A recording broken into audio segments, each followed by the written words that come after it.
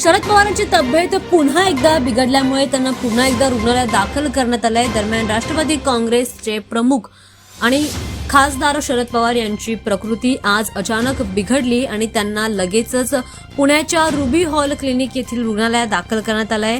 85 वर्षीय पवारांना काही दिवसांपासूनच अशक्तपणा आणि उलट्यांचा त्रास होत होता। त्यांना डिहायड्रेशन जाणवलं होतं, त्यामुळे त्यांना डॉक्टरांच्या सल्ल्यानुसारच लगेचच तातडीने रुग्णालयात दाखल करण्यात आलंय। रुबी हॉल क्लिनिकमध्ये डॉक्टर त्यांच्या प्रकृतीवर विशेष लक्ष ठेवत आहेत।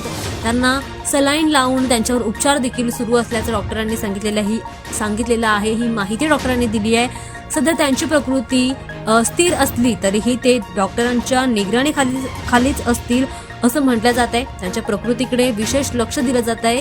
काही दिवसांपूर्वी सुद्धा त्यांची तब्येत अचानक बिघडल्यामुळे त्यांना दवाखान्यात दाखल करण्यात आलं होतं। त्यानंतर काही दिवसांनंतर त्यांना डिस्चार्ज देखील देण्यात आला होता आणि त्यानंतर ते कामावर पुन्हा एकदा रुजू झाले होते। मात्र त्यानंतर आता पुन्हा एकदा त्यांची प्रकृती अशीच अचानक बिघडल्यामुळे त्यांना थकवा जाणवत असल्यामुळे अशक्तपणा येत असल्यामुळे त्यांना पुन्हा एकदा क्लिनिकमध्ये ॲडमिट करण्यात आलेलं आहे।